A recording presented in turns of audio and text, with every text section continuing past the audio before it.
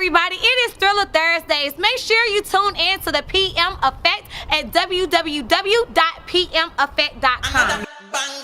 Make a call, make a bong bong bong, make a call, make a G, body bong bong bong, your body kakara, make a bong bong bong. What's up, y'all? Welcome to my channel. If you're new here, I am your girl, Portia Marie, brand strategist, event curator, and your go-to for all things sports, entertainment, and culture. And if you've been rocking with me, you already know we don't do anything regular over here, okay? Let me take y'all back real quick. September 17, 2014. I moved to Atlanta on faith. No job, nowhere to live, just a dream and a belief that I was meant for something bigger. Fast forward, I built everything you see today from the ground up. And that's on period. My first brand. So let's get into the nitty gritty. My first brand, the PM Effect, a sports and entertainment outlet where I learned the ins and outs of the industry. Then in June 2016, I launched the PM Firm, a boutique entertainment marketing company bringing brands, artists, and creatives to the next level. So let's get into the nitty gritty of the PM Effect, my first baby. So basically, I started this sports and entertainment outlet where if I was reporting about Russell Wilson, I was also reporting about Sierra. At the time, I don't even know what platform I was hosting all of my content on, but I would basically blog about it every single time there was a game, if there was a concert, whatever it was, I used to put it on my site. So then I ended up getting these interns from the University of Memphis, Amber and Alexis. So how I met them was my grandmother taught for 39 years, and then she subbed for many years. And so she always was talking about your girl, of course, in class. And of course, they looked me up on social media. They follow me, and they admired me and adored me. And of course, in return, I admired and adored them. And I brought them onto my team to help me report and literally blog about sports entertainment all day long, okay? It's your girl, P. Marie, and it's Thriller Thursday. What you doing today? Check out my webpage. Hey.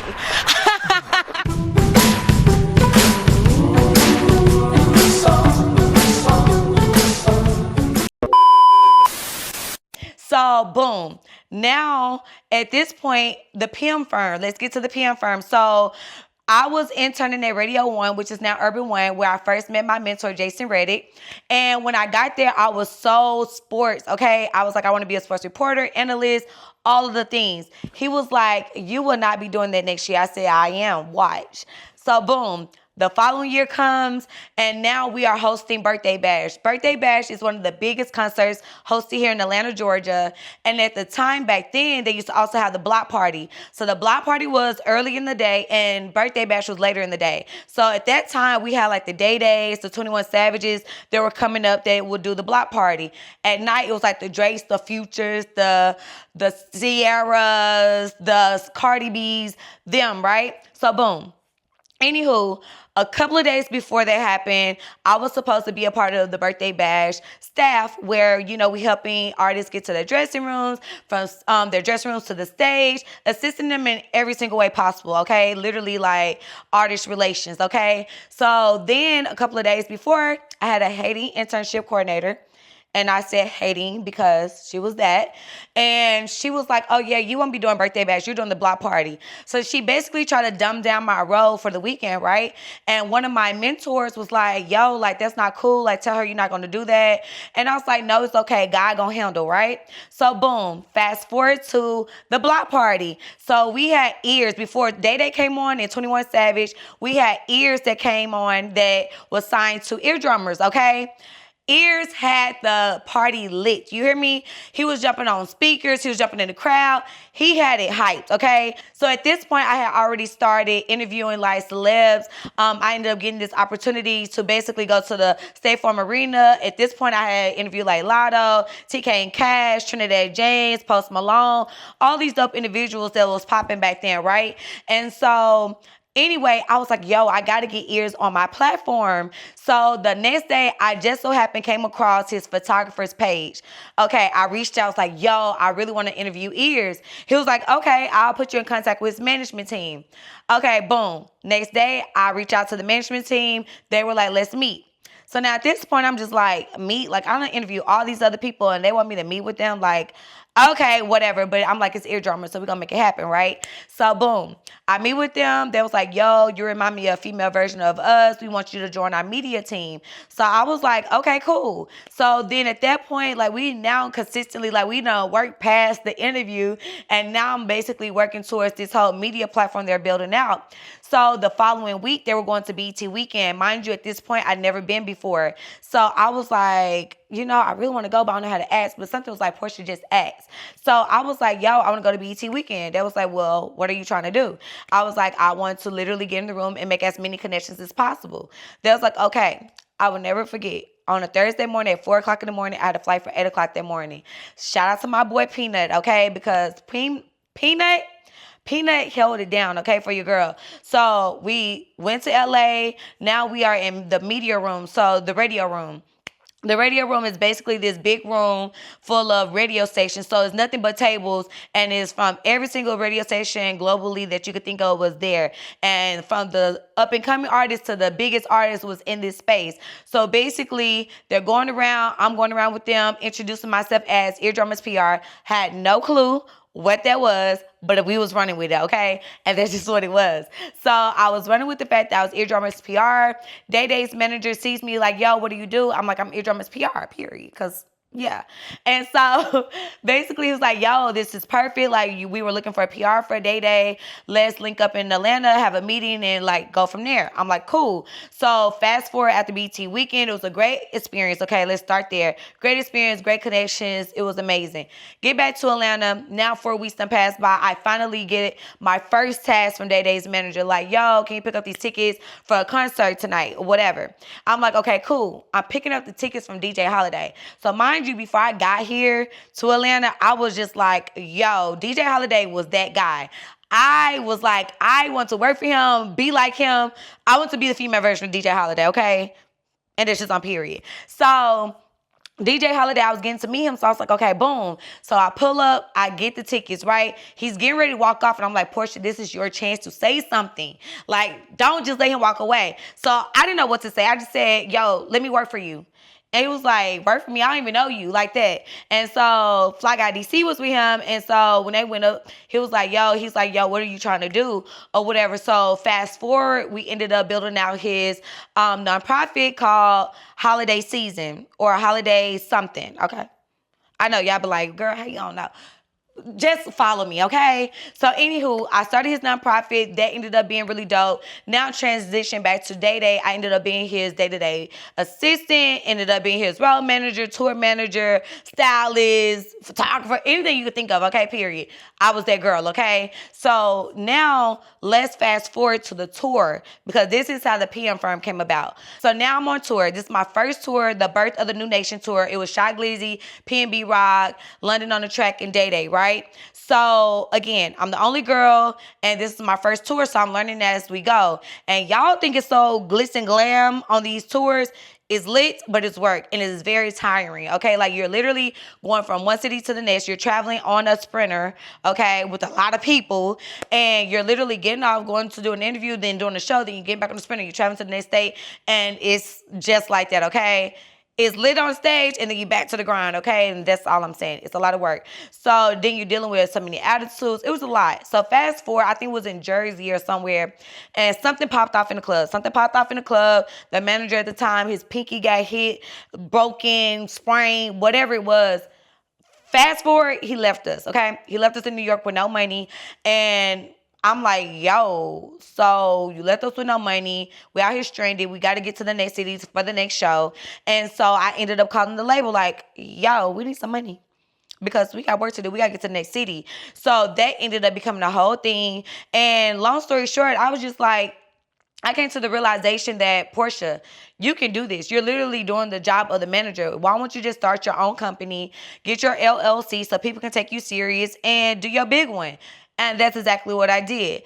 So now it's October 2016, and I launched the PM Firm, a boutique entertainment marketing company bringing brands, artists, and creatives to the next level. So at this point, my interns that I still had, we started literally scouting talent at the University of Memphis because they used to have these talent shows. So I was like, yo, like, let's find talent. So I literally started like managing talent that was out there that went to the University of Memphis. Then I also started managing my friends that were actors, comedians, the whole nine, okay? So I started managing all these different entities. Then I had this idea to start my own event series. So I was like, yo, I think a DJ battle will be very fire. So I was like, yo, let's do a DJ battle. And we did it not far from the University of Memphis. I got my interns in place, and we found DJs around the city to literally come out and compete. It was so lit, okay? So at the time, I didn't know what I was doing, but I knew I wanted to bring it to Atlanta, right? So I did like maybe 2 productions out there. Listen, we had the plaques, we had the trophies, we had the hats, we had it lit, okay? Like, I was not playing. And honestly, it's so crazy to think back, like, I didn't even realize what I was doing, but I was doing it, okay? And then it just transpired into Dope People Meet. But we're gonna get there. But yeah, so I literally curated this DJ series where I really wanted to bring it to Atlanta and actually have DJ Holiday and a lot of other dope individuals to actually take part on it, to where we went on tour with it. All right, so now boom. I'm managing all these different entities. I got the PM Firm. We now in motion. And I mean, we in the nitty gritty, the real grind of artist management, marketing, events, and all things that comes within it, okay?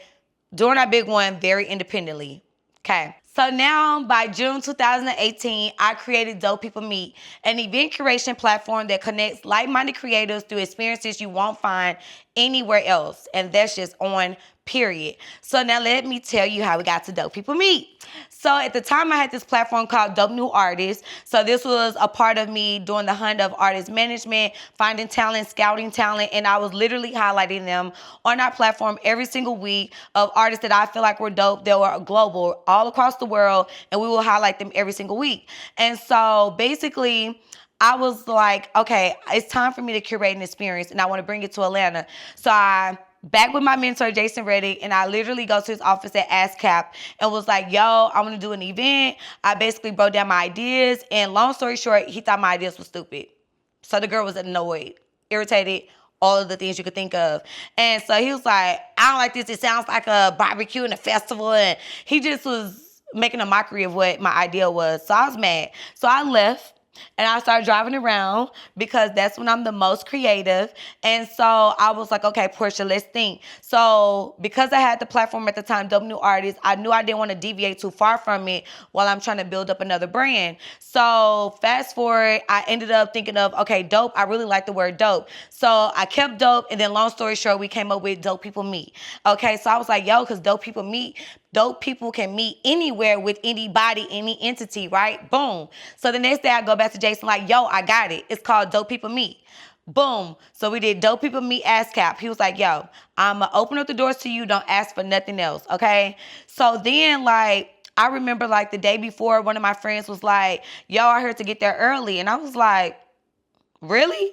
So I was scared. I'm not gonna lie. I was scared because it was a new thing. I'm new to Atlanta. These people don't know me. Are they gonna really come out and support me? And when I tell y'all, like, day of event, it was nuts. It was so crazy. People had to stand outside. That's how deep impact it was inside. Like, when I said we had an amazing turnout, it literally we were packing out every single room, every single event we did prior to the pandemic, okay? So I did the ASCAP series. Then I started partnering with all my dope friends that were at these different entities and companies, and like Atlantic Records, Red Bull, Spinrilla, all of the dope companies you could think of, A3C. Like, I literally started building out these dope platforms. So then I partnered with Google. So I did these series with Google. It was the streaming economy, the attention economy. Baby, I did any and everything, okay, to get them on board. So then I finally convinced them to let's go to New York City. Okay, so we went to New York, went to Brooklyn, and we packed out that room. It was super dope. Didn't even realize my connections, my relationships that I had out there in Brooklyn or in New York, period. But just to see the impact of dope people meet in a place where I've never really been for real, in my adulthood, and to have people support me that don't know me from a can of paint. Like, even the panelists, like, let me tell y'all how God works. The panelists, most of them I did not know. I just literally sent the email and they were cool with it and they flew out there. Didn't charge me, didn't ask me for no money. They just literally pulled up on your girl in Brooklyn. Okay, and it was just like, period. So that's when I knew the power of dope people meet. Then I ended up going to South Carolina and ended up partnering with South Coast Music Group and Red Bull. Did a panel with them, home of the baby. And it was lit. Like, we packed out their room. So I was like, yo, we taking this on tour. So now I was getting ready to plan for Texas, Canada, the whole nine. Like, we had this fully mapped out. And then guess what? The pandemic hit. So now the pandemic hits, we now have to veer off into the virtual realm. So I had another mentor that basically had this really dope production studio and was like, hey, yo, we have this production studio. We will literally sponsor your first season of your podcast. But in my mind, I'm like, well, how does this make sense? How does it make money sense? Because to me, if it don't make money, it don't make sense. Okay, period.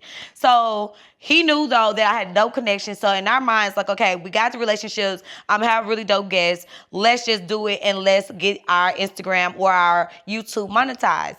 I'm like, okay, cool. So I literally had the executives from Atlantic Records. I had B. Simone, the very first interview of Pretty Vee and Daisy Banks ever. So I'm going to bring that back to y'all because that got to be our big one, okay? Because that was so good. Great interview. I can't wait to resurface that for y'all.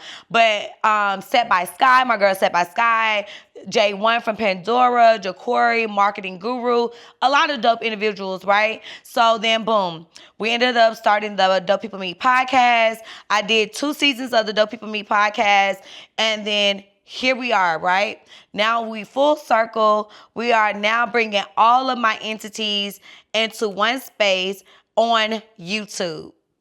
Now it's time for something new. Welcome to my YouTube channel, guys. Here you're getting the real, the raw, the behind the scenes look at what it takes to build brands, curate major events, and navigate this crazy world of entertainment. But I'm not just taking y'all on my journey. I'm bringing you into the world of my dope friends too. The power players, okay? The creatives, the behind the scenes magic, and the lessons I've learned along the way. What to expect, guys? If you're here for event curation tips, branding strategies, exclusive industry access, or just dope vibes, you're in the right place. Make sure you comment, you like, you subscribe. Do all 3, and I mean all 3, because we're just getting started, and trust me, you don't want to miss what's coming next. So, let's get to it. Welcome to my world where faith meets execution and the grind never stops. I am your girl, Portia Marie, and this is just the beginning. Let's go. Yes! We did it, y'all. We did it, Joe. Now, this was fun, and I cannot wait for y'all to see what's next. So, bye.